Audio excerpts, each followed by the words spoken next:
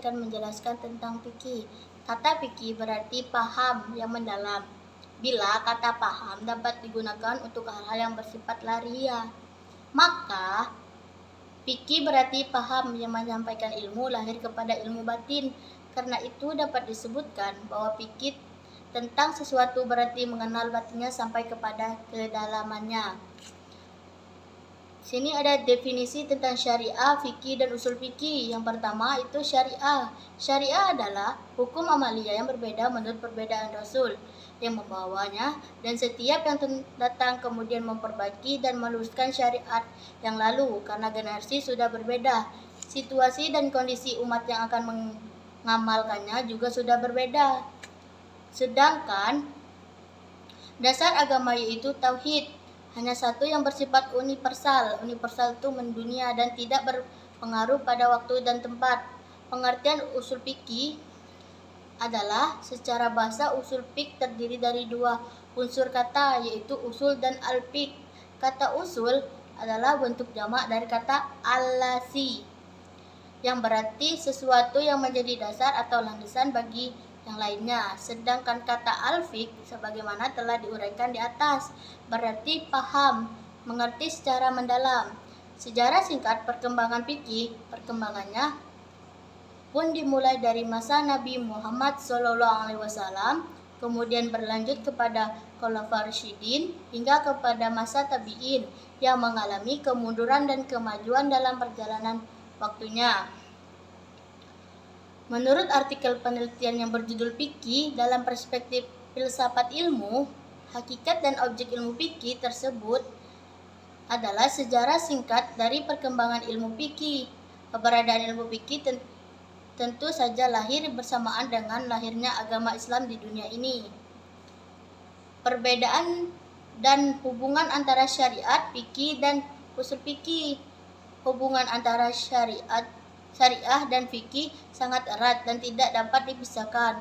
Syariah merupakan sumber atau landasan fikih, sedangkan fikih merupakan pemahaman terhadap syariat. Meskipun syariah dan fikih tidak dapat dipisahkan, tetapi keduanya berbeda. Syariah diartikan dengan ketentuan atau aturan yang ditetapkan oleh Allah Subhanahu wa taala, sedangkan tingkah laku manusia di dunia dalam mencapai kehidupan yang baik di dunia dan di akhirat. Sedangkan perbedaan utama antara usul fikih dan fikih adalah objek kajiannya. Usul fikih kajiannya dalam dalil-dalil fikih, yaitu kaidah-kaidah yang menjelaskan secara memperoleh kesimpulan hukum dari dalil-dalil tersebut. Usul fikih juga mempelajari kondisi orang yang mengambil kesimpulan hukum, yaitu al-mustabid atau al-mujtahid. Ruang lingkup fikih. Ruang lingkup fikih ada beberapa. Yang pertama yaitu fikih ibadah, yakni ketentuan-ketentuan hukum yang berkenaan dengan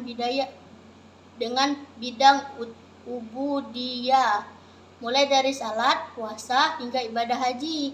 Yang kedua akwal syaksiyah, yakni ketentuan-ketentuan hukum yang berkenaan dengan kehidupan keluarga, melalui dari perkawinan, nafkah, dan perceraian hingga ketentuan nasab. Yang ketiga ada fikih muamalah, yakni ketentuan-ketentuan hukum yang berkenaan dengan hubungan sosial di antara umat Islam dengan konteks bidang ekonomi dan jasa, mulai dari gadai barang, jual beli, hingga sewa-sewa menyewa. Yang keempat ada fikih janayah, yakni ketentuan hukum yang berkenaan dengan sanksi-sanksi atas tidak kejahatan kriminal, mulai dari hudud, diat, hingga qiyas. Yang kelima ada fikih siyasa, yakni ketentuan-ketentuan yang berkenaan pada hubungan warga negara pada suatu pemerintahan di negara. Biasanya cenderung hubungan pada politik dan birokrasi pemerintah suatu negara. Yang keenam ada aklam kulukiyah, yakni ketentuan-ketentuan hukum yang berkenaan pada bagaimana etika pergaulan seorang muslim, tatanan kehidupan sosial. Baiklah, saya akan menjelaskan materi selanjutnya, yaitu tentang sejarah perkembangan fikih. Pada masa Rasulullah, fikih berkembang langsung dari wahyu, yaitu Al-Quran dan hadis. Dan sebagai sumber hukum utama, Rasulullah sendiri yang menjadi rujukan pemenusan dalam berbagai pelaksanaan hukum. Hukum Islam diterapkan secara bertahap sesuai dengan kondisi masyarakat saat itu. Setelah wafatnya Rasulullah, sahabat menjadi otoritas hukum Islam. Mereka mengandalkan pemahaman terhadap Al-Quran, Sunnah, ijtihad. Ijtihad itu penalaran hukum. Ijtihad sering digunakan dalam kasus-kasus yang tidak memiliki dalil-dalil yang jelas dari Al-Quran dan hadis. Setiap sahabat yang memiliki pemahaman mendalam tentang Islam memberikan kontribusi penting bagi perkembangan fikih. Pada masa 4 mazhab, pemikiran fikih mengalami kodifikasi dan sistematisasi. 4 imam besar, Imam Abu Hanifah, Imam Malik, Imam Syafi'i, dan Imam Ahmad bin Hanbal mendirikan mazhab yang menjadi rujukan hukum Islam. Setiap mazhab memiliki metode ijtihad dan pendekatan yang berbeda-beda dalam memahami dan menerapkan hukum Islam, seperti qiyas, ijma', dan istihsan. Pada era modern, fikih menghadapi tantangan dari perubahan sosial, politik, ekonomi, dan teknologi. Ulama kontemporer terus beristihad untuk menjawab persoalan-persoalan baru yang tidak ditemukan pada masa sebelumnya, seperti hukum terkait teknologi, bisnis global, dan hak-hak perempuan. Metode penetapan hukum lebih fleksibel dan dinamis. Tujuan dan kegunaan mempelajari ilmu fikih sangat berguna untuk menghindari diri dari mengikuti pendapat orang lain. Baiklah, saya akan menjelaskan materi tentang jenazah. Orang yang mati wajib dihormati karena ia adalah makhluk Allah Subhanahu wa taala yang mulia. Oleh sebab itu, sebelum jenazah meninggal dunia menuju alam kubur, hendaklah dihormati dengan cara 4 perkara yang menjadi kewajiban penerus jenazah, yaitu memandikan, mengafani, mensolatkan, dan menguburkan. Tata cara dalam mengurus jenazah perlu diperhatikan seperti bagaimana prosedur yang harus dilakukan, mengingat jenazah tersebut akan dikubur dan ruhnya akan bertemu dengan robnya, maka sebisa mungkin kondisi dari jenazah tersebut harus dalam keadaan baik. Memandikan jenazah adalah membersihkan dan mencucikan tubuh mayat dari segala kotoran dan najis yang melekat di badannya. Jika jenazah itu laki-laki, maka yang memandikannya harus laki-laki kecuali istri dan mahramnya. Demikian juga jika jenazah itu perempuan, maka yang memandikannya harus wanita kecuali suami dan mahramnya. Jika suami dan mahramnya semuanya ada, maka suami lebih berhak memandikan istrinya, dan demikian pula sebaliknya. Yang kedua, mengkafani jenazah. Mengkafani jenazah adalah membungkus jenazah dengan kain kafan. Kain kafan dibeli dari harta peninggalan jenazah. Jika jenazah tidak meninggalkan harta, maka kain kafan menjadi tanggungan orang yang menanggung nafkah ketika ia masih hidup. Jika yang menanggung nafkahnya juga tidak ada, maka kain kafan diambil dari Baitul Mal atau menjadi tanggungan kaum muslim yang mampu. Batasan kain kafan paling sedikit adalah 1 lapis. Kain kafan sekedar untuk menutupi seluruh badan si jenazah. Namun disunahkan 3 lapis untuk jenazah laki-laki dan 5 lapis untuk jenazah perempuan. Mengafani jenazah harus dilakukan dengan sebaik-baiknya. Yang ketiga, menyolati jenazah. Salat jenazah adalah salat yang dikerjakan sebanyak 4 kali takbir dengan tujuan mendoakan orang muslim yang sudah meninggal. Jenazah yang disalatkan adalah jenazah yang dimandikan dan dikafankan. Yang keempat, mengkuburkan jenazah. Menguburkan jenazah adalah fardu kifayah jika jenazah itu memungkinkan untuk dikubur. Jika tidak memungkinkan, seperti mati dalam kapal yang jauh dan pantai yang sulit untuk berlabuh di tempat tertentu, supaya bisa mengubur jenazah itu sebelum baunya berubah, boleh diikat dengan beban yang berat lalu dijatuhkan ke dalam air. Ukuran kubur adalah sebatas bagaimana mencegah terciumnya bau jenazah dan mencegah kemungkinan dibongkar oleh binatang buas. Dan ukuran panjangnya sebatas untuk jenazah dan orang yang mengurusnya di penguburan. Tata cara memandikan jenazah. Syarat jenazah yang dimandikan sebagai berikut. Ada beberapa syarat yang harus dilakukan. Yang pertama, muslim. Yang kedua, anggota badannya masih utuh atau sebagian. Yang ketiga, tidak mati syahid. Syarat-syarat orang yang memandikan jenazah sebagai berikut: Muslim, berakal sehat dan balik. Yang kedua, berniat untuk memandikan jenazah. Yang ketiga, amanah atau bisa dipercaya dan mengetahui tata cara dan hukum memandikan jenazah. Yang keempat, orang yang memandikan wajib sama jenis kelaminnya. Jika suami istri, maka suami boleh memandikan istri. Demikian pula sebaliknya, kecuali suami istri yang telah bercerai dengan status talak bain, mereka tidak bisa saling memandikan, atau orang yang masih terkait mahram dengan mayat. Cara memandikan jenazah sebagai berikut. Yang pertama, usahakan mayat dihadap ke arah kiblat dan pakaian mayat diganti dengan pakaian sarung dan kain penutup tubuh mayat, termasuk muka si mayat bila perlu, disertai dengan niat memandikan mayat. Yang lebih afdol, mayat dimandikan dengan baju kurung sehingga memperkecil kemungkinan terbuka auratnya. Jadi letakkan jenazah membujur kepala ke arah utara dan ke arah selatan atau sesuai dengan letak dan ruangan yang tersedia. Yang kedua, tinggikan posisi kepala dari badan supaya air tidak masuk ke rongga-rongga mulut dan hidung. Yang ketiga, tekan perut jenazah supaya kotoran dapat keluar. Manakan perut dengan pelan. Apabila kotorannya diambil dengan sobekan kain yang disediakan sampai bersih. Yang keempat, niatkan memandikan jenazah. Dan yang kelima, mayat diwudukan. Yang keenam, memulai memandikan dengan menyiramkan air ke seluruh tubuh dari kepala hingga ujung kaki dengan mendahulukan anggota bagian kanan dan anggota wudu 3, 5, 7 kali. Atau sebagian dengan kebutuhan yang penting ganjil.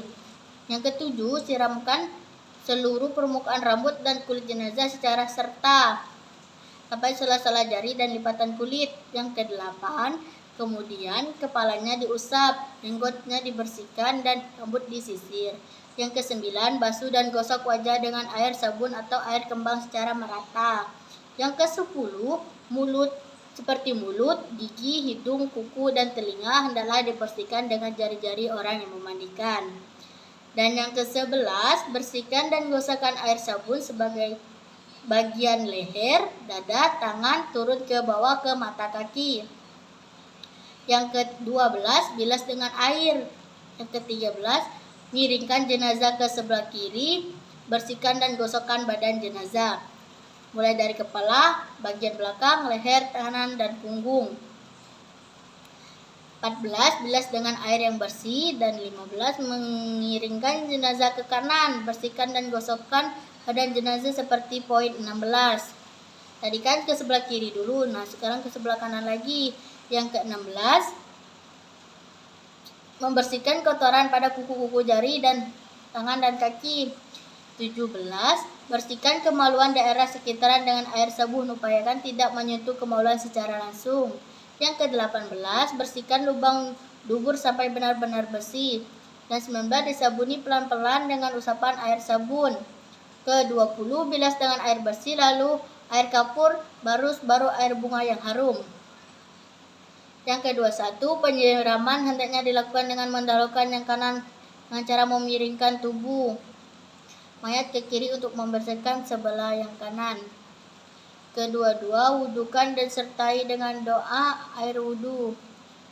Yang ke-23, sudah bersih dan keringkan jenazah dengan handuk bersih atau kain pengering lainnya. Baiklah, saya akan menjelaskan tentang salat. Secara bahasa, salat berasal dari bahasa Arab, yakni artinya doa, berdoa atau rahmat. Doa yang dimaksud di sini adalah doa dalam hal kebaikan. Dari secara bahasa dapat dipahami bahwa bacaan-bacaan di dalam ibadah salat merupakan rangkaian doa seorang muslim kepada Allah Subhanahu wa taala. Secara garis besar ada dua hukum salat di dalam syariat Islam, yakni salat yang hukumnya fardu dan salat yang hukumnya sunnah. Berikut rincian dari dua hukum tersebut. Yang pertama, salat yang hukumnya fardu. Ibadah salat ini dihukumi sebagai fardu karena wajib dilakukan untuk kaum muslim yang telah memenuhi syarat untuk salat. Salat fardu dibagi menjadi dua macam, yaitu fardu ain dan fardu kifayah. Salat yang hukumnya fardu ain adalah salat yang wajib dilakukan oleh setiap orang muslim memenuhi untuk syariat salat. Salat fardu ain adalah salat 5 waktu, yakni seperti sholat zuhur, sholat asar, sholat maghrib, sholat isya, dan sholat subuh. Sementara itu, sholat yang hukumnya fardu kifayah, sholat yang wajib dilakukan oleh semua umat Islam. Sholat yang hukumnya sunnah. Yang kedua, sholat yang hukumnya sunnah. Selain sholat yang hukumnya fardu, di Islam juga ada sholat yang hukumnya sunnah. Dihukumi sunnah karena sholat ini tidak wajib untuk dilaksanakan meskipun tidak diwajibkan. Sholat sunnah ini mempunyai keutamaan dan fadilat yang besar bila dikerjakan. Di antaranya sholat yang hukumnya sunnah adalah sholat rawatib, tahajud, sholat duha, sholat istihoroh, sholat hajat, sholat ibadah, dan banyak lagi sholat-sholat sunnah. B. Syariat sah sholat. Agar sholat menjadi sah, maka syariatnya sebagai berikut. Yang pertama, suci dari hadas. Hal ini dapat dilakukan dengan berwudu, mandi, ataupun tayamum. Yang kedua, suci berpakaian, badan dan tempat dari najis. Yang ketiga, mengetahui masuknya waktu sholat. Yang keempat, menutup aurat.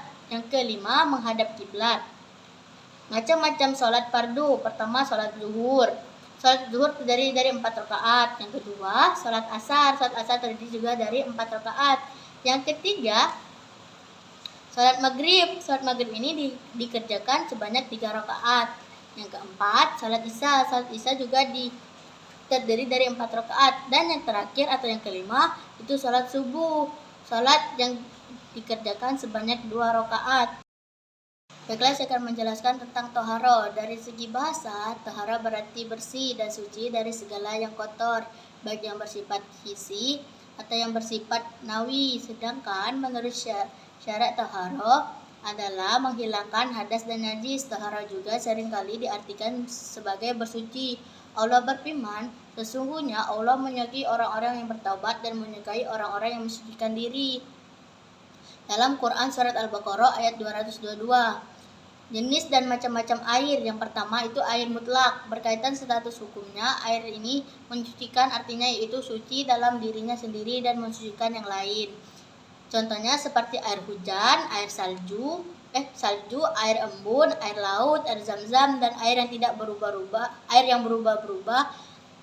Yang kedua, ada air mustakmal. Air mustakmal adalah air yang meneteskan atau terjatuh dari anggota tubuh orang yang berwudu atau mandi dalam status hukum tersebut suci, seperti halnya air mutlak. Yang ketiga, air berubah-ubah karena benda suci adalah air yang bercampur dengan benda suci, misalnya tercampur sabun, minyak zafran, air bunga mawar. Status tersebut tetap suci, lagi menyucikan selama masih terjaga kemutlakannya. Namun, jika kala air tersebut sudah dikalahkan oleh benda suci yang mencampurinya hingga mengakibatkan kemutlakan air itu tidak mampu mencakupinya.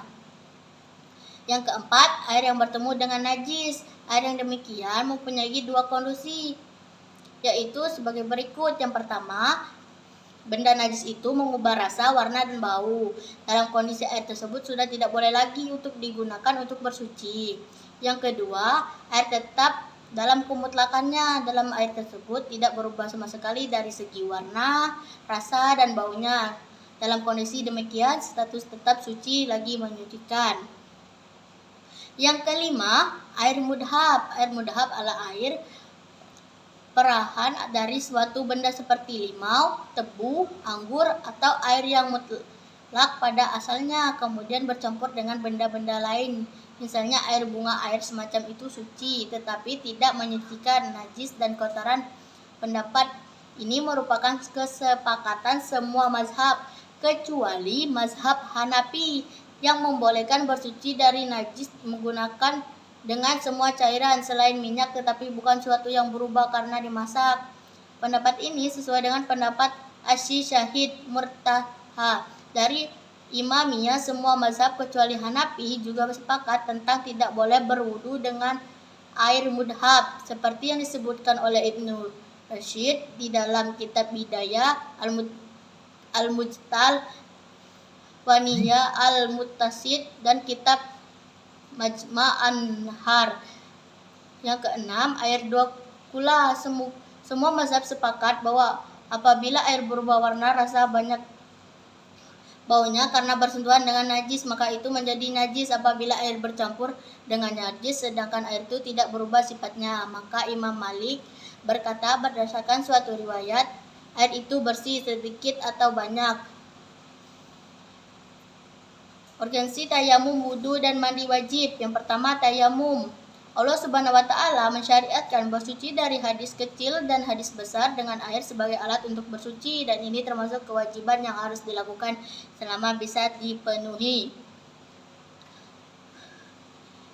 Kadang ada kala airnya yang diperlukan tidak ada atau tidak, tetapi bisa digunakan karena adanya uzur syar'i.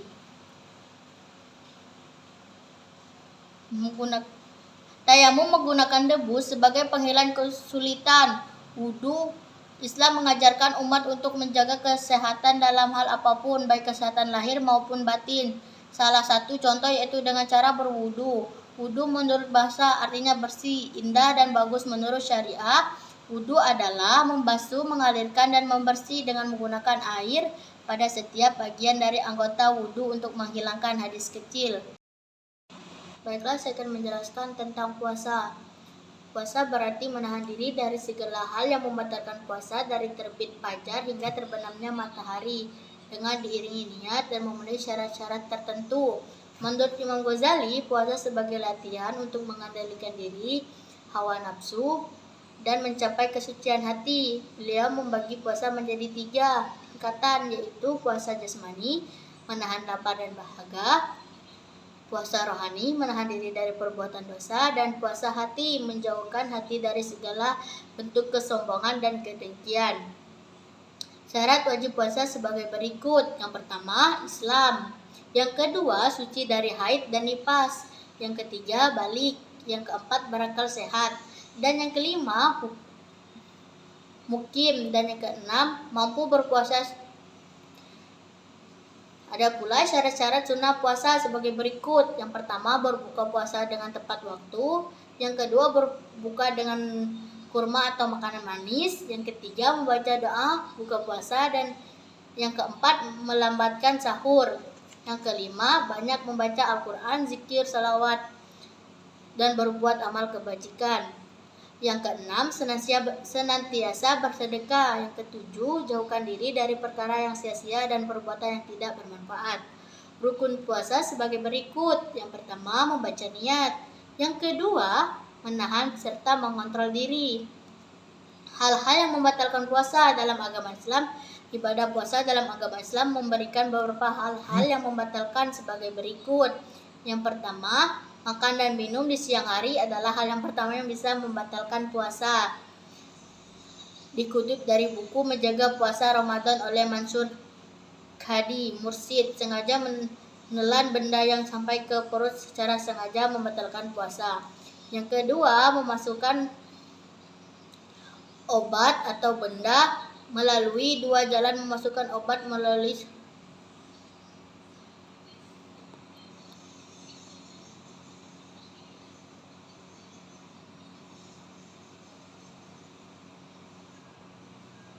salah satu benda dari 2 jalan, mulut atau dubur. Yang ketiga, muntah secara sengaja dianggap sebagai tindakan yang membatalkan puasa. Keempat, berhubungan suami istri. Melakukan hubungan suami istri di siang secara sengaja membatalkan puasa. Yang kelima, keluarnya air mani dengan sengaja, keluar dari mani secara sengaja. Yang keenam, haid dan nifas. Perempuan yang mengalami menstruasi atau haid atau nifas diwajibkan untuk tidak berpuasa dan harus menggantikannya di lain waktu.